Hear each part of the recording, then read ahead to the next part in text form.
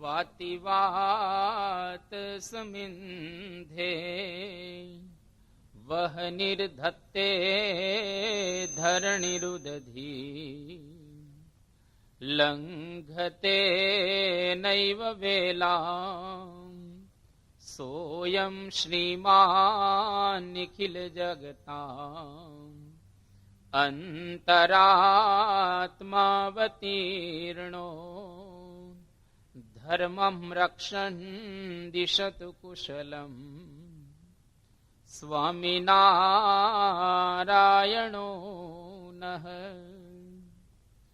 ભગવતે શ્રી સ્વામિનારાયણાય નમો નમઃ. શ્રી અક્ષર પુરુષોત્તમાભ્યામ નમો નમઃ. શ્રી ગુણાતીતાનંદ સ્વામી મહારાજાય નમો નમઃ. શ્રી ભગતજી મહારાજાય નમો નમઃ. શ્રી શાસ્ત્રીજી મહારાજાય નમો નમઃ. શ્રી યોગીજી મહારાજાય નમો નમઃ. શ્રી પ્રમુખ સ્વામી મહારાજાય નમો નમઃ.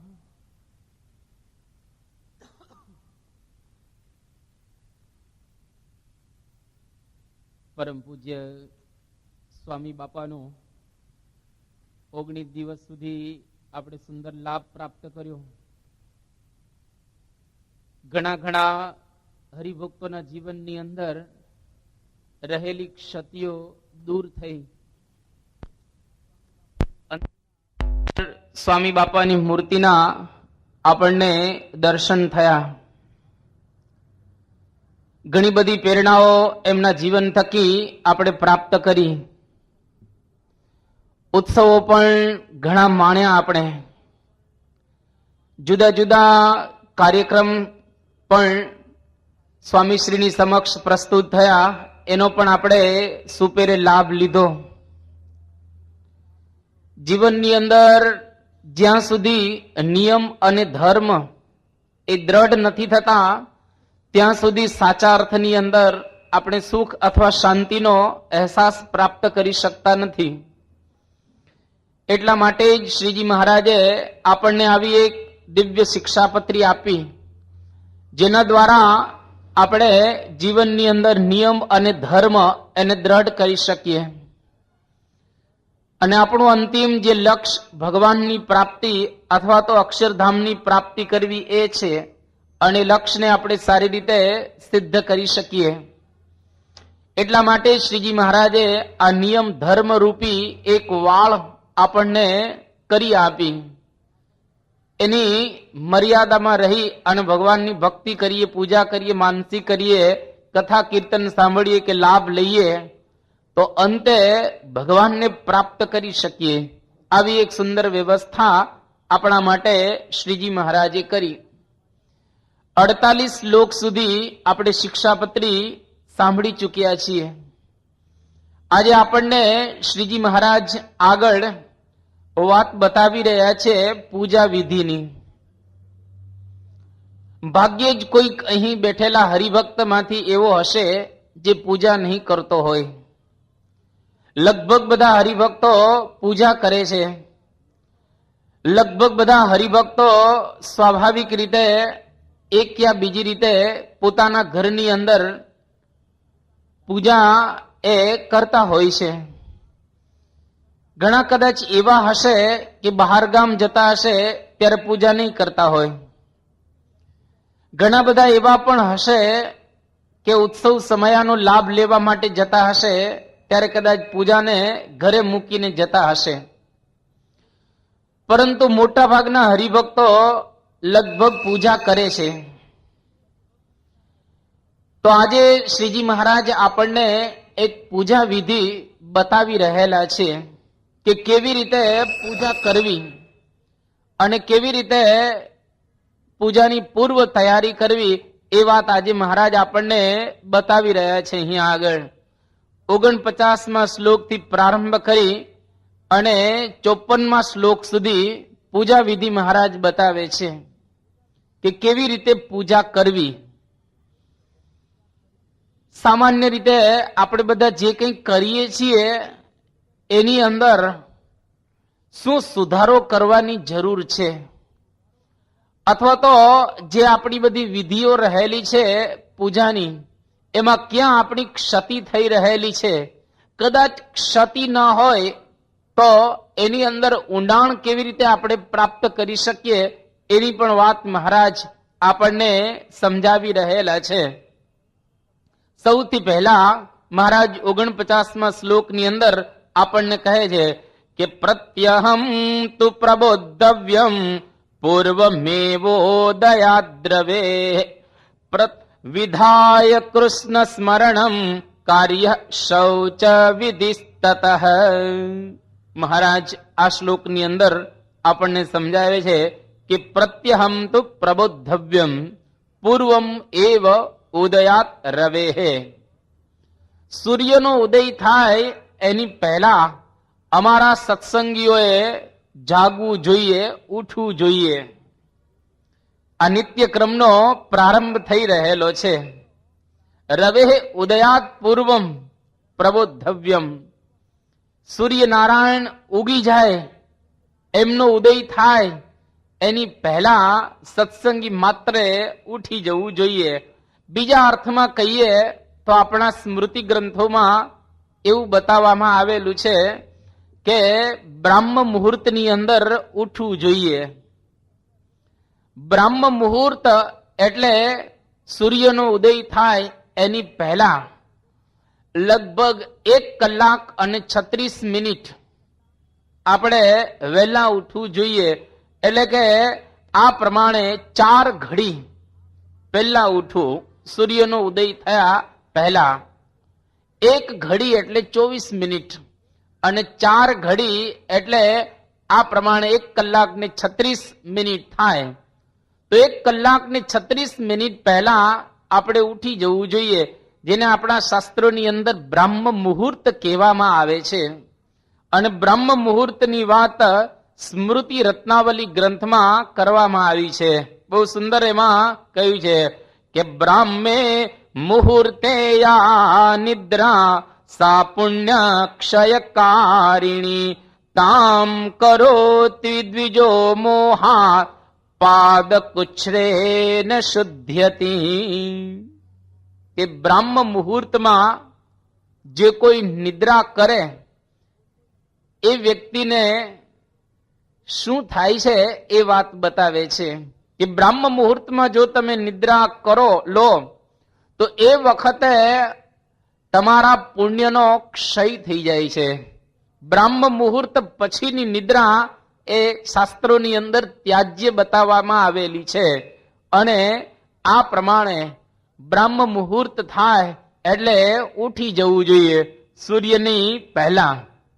જે આપણા કવિઓએ કે મહાપુરુષોએ એક નાનકડી ઉક્તિમાં આ વાત આપણને બતાવેલી છે કે રાત્રે વેલા જે સૂવે અને વેલા ઉઠે વીર, બળ બુદ્ધિને ધન વધે સુખમાં રહે શરીર. રાત્રે વહેલા સુઈ જવું અને વહેલા ઉઠી જવું. જો આવું કોઈ કરે તો બળ વધે, એની બુદ્ધિ વધે અને પૈસા વધે. પૈસા મેળવવા માટે તો ગૃહસ્થ આશ્રમની અંદર બધા કેટલા પ્રયત્નો કરતા હોય છે. જો ખરેખર બ્રાહ્મ મુહૂર્તની અંદર ઉઠવાથી પૈસા વધી જતા હોય તો શા માટે વેલા ન ઉઠવું? ઘણા નોકરી કરવા માટે વેલા જતા હોય છે તો ઉઠતા હોય છે. ઘણી વખત બહાર ગામ જવાનું હોય તો વેલા ઉઠતા હોઈએ છીએ. કોઈક વખત સગાવાલાને ટ્રેનમાંથી લેવા જવાના હોય તો વેલા ઉઠતા હોઈએ છીએ. તો એ ક્યાં બીજી રીતે આપણે વેલા તો ઉઠીએ છીએ, એ બધું સંસારને માટે કરીએ છીએ. હવે જો ભગવાનને માટે વેલા ઉઠીએ તો અહીંયા આગળ બતાવવામાં આવ્યું કે શારીરિક રીતે લૌકિક રીતે પણ એનો ફાયદો થાય છે અને ભગવાન પણ એની ઉપર પ્રસન્ન થાય છે. યોગીજી મહારાજ આ જ સૂત્રને જરા જુદી રીતે વાત કરતા હતા કે રાત્રે મોડા જે સુવે વેલા ઉઠે વીર, બળ બુદ્ધિ ને ધન વધે, સુખમાં રહે શરીર. આ યોગી બાપાની વ્યાખ્યા. કે રાત્રે મોડા સુવાનું, એટલે કે 12 પછી તો નહીં જ, રાત્રે મોડા સુવાનું અને વહેલા ઉઠવાનું. આવી રીતે જો કોઈ કરે તો બળ, બુદ્ધિ અને ધન ત્રણની વૃદ્ધિ થાય, એવી વાત યોગીજી મહારાજ કરતા હતા. ટૂંકમાં અરુણોદય થાય એની પહેલા ઉઠી જવું જોઈએ. બ્રાહ્મ મુહૂર્ત શાસ્ત્રોમાં એને કહેવામાં આવે છે કે જ્યારે બધા જ નક્ષત્રો દેખાતા હોય એ વખતે આપણે ઉઠી જઈએ, એને બ્રાહ્મ મુહૂર્ત કહેવાય. અર્ધા નક્ષત્ર દેખાય અને અર્ધા બંધ થઈ ગયા હોય દેખાતા, એને અરુણોદય કહેવાય. સૂર્યની આગળના ભાગમાં એટલે કે લાલીમાં જ્યારે પ્રસરે એને અરુણોદય કહેવાય. અને અરુણોદયની અંદર આ પ્રમાણે ઉઠી જાય તોય ઘણું સારું. પરંતુ ઘણા સૂર્યવંશી હોય, સૂર્યનારાયણ પ્રેમથી દર્શન આપે અને એના કિરણો આપણી બારીમાંથી ઘરની અંદર પ્રવેશે અને 2-3 વખત કોઈક આપણને હલાવે અને ઉઠાડે, ત્યારે ઉઠીએ, એને કહેવાય સૂર્યવંશી. એટલે કે સૂર્ય ઉદય થઈ ગયા પછી ઉઠનારા આ બધા સૂર્યવંશીઓ. ગાંધીજી હંમેશા રાત્રે 8 વાગે સુઈ જતા હતા અને સવારે 2:30 વાગે ઉઠતા હતા. તો આપણે જાણીએ છીએ કે એ ગાંધીજીના જીવનની અંદર એ ઘણી બધી પ્રગતિ કરી શક્યા. ટૂંકમાં સૂર્ય નારાયણ ઉગે એની પહેલા ઉઠી જવું. કદાચ બહુ જ વહેલા ન ઉઠી શકાય તો વાંધો નહીં, પરંતુ સૂર્ય ઉગ્યા પહેલા જો આપણે ઉઠી જઈએ તો એના દ્વારા સવારના પહોરમાં બહુ શાંતિ હોય છે. અને એ શાંતિના સમયમાં ભગવાનનું ધ્યાન, ભગવાનની પૂજા, ભગવાનની માળા માનસી જે કંઈ કરીએ એમાં આપણું મન બહુ શાંત હોય. અને શાંત મને જેટલું ભગવાનનું ભજન થાય એનું ફળ આપણને વિશેષ કરીને પ્રાપ્ત થાય. એટલા માટે અહીંયા આગળ બ્રહ્મ મુહૂર્તની વાત આપણા ગ્રંથોની અંદર કરવામાં આવેલી છે. ત્યાર પછી મહારાજ અહીંયા આગળ સમજાવી રહ્યા છે કે વિધાય કૃષ્ણ સ્મરણમ. જ્યારે આપણે ઉઠી જઈએ તો પથારીની અંદર જ્યારે ઉઠીએ એ વખતે પથારીમાં બેઠા બેઠા 1 કે 2 મિનિટ સુધી ભગવાનનું સ્મરણ કરી, મહારાજ સ્વામીને યાદ કરી અને પછી જ પથારીનો ત્યાગ કરો. એમનેમ પથારીનો ત્યાગ કરી નહીં દેવાનો. ઉઠ્યા પછી બેસવું પથારીમાં 1 મિનિટ કે અડધી મિનિટ કે 2 મિનિટ અને પછી ભગવાનનું સ્મરણ કરવું ને આભાર માનવો. કારણ કે રાત્રિને પણ મૃત્યુ કહેવામાં આવેલું છે. રાત્રિ મૃત્યુ જ છે, પરંતુ એ સામાન્ય મૃત્યુ છે અને પેલું આવે છે મહામૃત્યુ. દરરોજ આપણે મૃત્યુની અંદર ધકેલાઈ રહ્યા છીએ, કારણ કે સુઈ જઈએ ત્યારે આપણે બધું જ ભૂલી જઈએ છીએ. આ મારા સગા છે, આ મારું ઘર છે, આ મારો બિઝનેસ છે, કશું જ આપણને નિદ્રાની અંદર યાદ નથી રહેતું. કોઈનું સ્મરણ પણ આપણને થતું નથી નિદ્રામાં. જે મહામૃત્યુ કોઈને આવે અને એમાં એ બધું જ ભૂલી જાય છે, એવી રીતે આ દરરોજનું નાનું નાનું મૃત્યુ, એમાં આપણે બધું જ ભૂલી જઈએ છીએ. મૃત્યુમાંથી જ્યારે આપણે બહાર આવીએ એ વખતે ભગવાનનો આભાર માનવાનો હોય. હે ભગવાન, તમે મને જગાડ્યો. ઘણા બધા એવા પણ રહેલા છે કે જે લોકો સૂતા પછી ઉઠ્યા નથી. ભુજમાં ભૂકંપ થયો એ વખતે ઘણા સૂર્યવંશીઓ સૂતા હતા કે સવારે આ ભૂકંપ થયો હતો તો એમનેમ સૂતા રહ્યા, ઉઠી ન શક્યા. લાતુરની અંદર ભૂકંપ રાત્રે થયો હતો. ઘણા એ સૂતા મકાનની અંદર સવારે ઉઠ્યા નથી, એમનેમ આ પ્રમાણે જતા રહ્યા. તો જ્યારે આપણે રાત્રિ પૂરી કરીએ અને સવારે પથારીમાં બેઠા થઈએ એ વખતે ભગવાનનું ભજન કરવું જોઈએ, સ્મરણ કરવું જોઈએ. સ્મરણ કરી અને ત્યાર પછી ભગવાનનો આભાર માનવાનો કે તમે મને ઉઠાડ્યો અને એ વખતે આપણું દેહ અપવિત્ર હોય છે, કારણ કે આખી રાત આપણે સૂતા છીએ એટલે સ્નાન નથી કર્યું, એટલે અપવિત્ર દેહ છે. પવિત્ર હોય કે અપવિત્ર દેહ, પણ સ્મરણ કરવામાં કોઈ વાંધો હોતો નથી. એટલા માટે આપણા મહાપુરુષોએ પણ કહ્યું કે પવિત્ર દેહે અપવિત્ર દેહે આનામ નિત્ય સ્મરવું સ્નેહે. સ્નેહથી આ નામને યાદ કરું કે મહારાજને યાદ કરવા, અને એવી રીતે એમને યાદ કરી અને ત્યાર પછી જ આગળની બધી વિધિ કરી. પણ ઘણા બધા એવા હોય છે કે પથારીમાં જ ચા માગે, પથારીમાં જ એ ચા માગતા હોય કે ચા લાવો, ત્યાં ચા પીવે, પછી જ એની આંખો ઉઘડે અને પછી એ બીજી વિધિ કરતો હોય છે.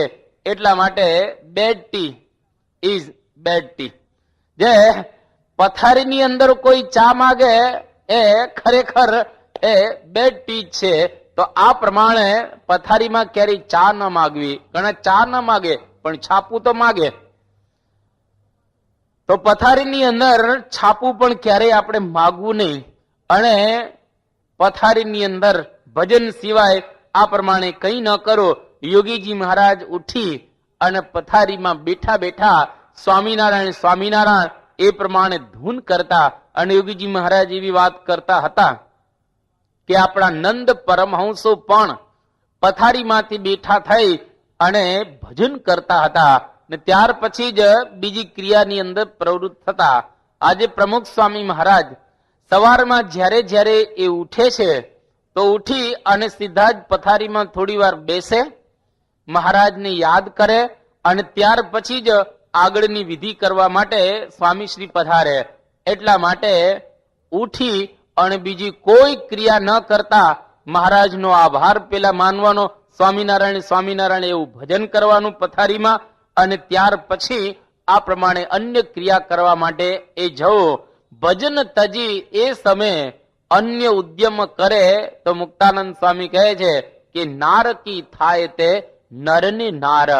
આ પ્રમાણે ભજનનો ત્યાગ કરી અને પથારીમાં એ કશું કરવું ન જોઈએ, એ વાત પણ સમજી રાખવી. ત્યાર પછી મહારાજ આ શ્લોકમાં કહે છે કે કાર્ય શૌચ વિધિ તતઃ. ભજન કર્યા પછી હવે ઉઠી અને શૌચ વિધિ માટે જવું જોઈએ. કારણ કે આખી રાતનો જે મળ ભેગો થયેલો છે એ મળનો ત્યાગ કર્યા વિના જો પૂજા કરવામાં આવે તો એની અંદર આપણું મન બરાબર લાગતું હોતું નથી.